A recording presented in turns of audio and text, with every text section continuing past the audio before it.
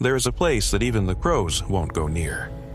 A building buried among dead trees, with boarded-up windows and a rusty sign that barely lets you read its name. Hollow Creek Psychiatric Hospital.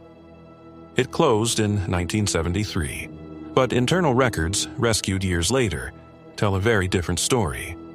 Patients came in by the dozens. Most weren't crazy yet, but something about the place broke them. They claimed to hear voices behind the walls, banging coming from underground, and a figure that appeared every night in the rooms. A tall man in a white robe, but without a face. He was known as the Doctor of the Dark Room. There were no records of his existence. No employee with his description. But more than 30 inmates drew his exact silhouette before they died. Some gouged out their eyes. Others left notes in their own blood. "I don't sleep, he watches me." Staff said they were collective hallucinations. But one nurse disappeared one night after claiming she had seen him enter the operating room. Only the OR was padlocked. There was talk of a sealed basement, accessible only from the operating room. A space without light, where the walls were covered with symbols engraved with blades. Down there, the doctor performed his cures, a mixture of experimental surgery, torture, and rituals. A nurse tried to report what he saw. He was found hanged with his own stethoscope.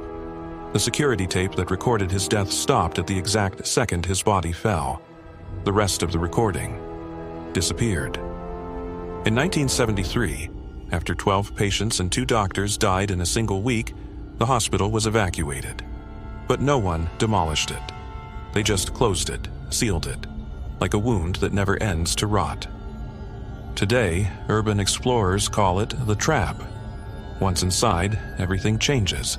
The architecture seems to move. Doors disappear. Stairs don't lead where they should. And somewhere, the dark room appears. They always find it, no matter where they enter. It's a windowless room, no way out. Inside, just a rusty gurney and surgical tools that move on their own when no one's looking. The last person to enter, a YouTuber named Brandon, was broadcasting live.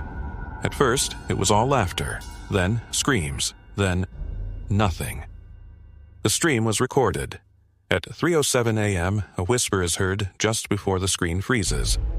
Insanity isn't cured, it's contagious. Brandon was never found. But every now and then, on the more obscure internet forums, his video pops up.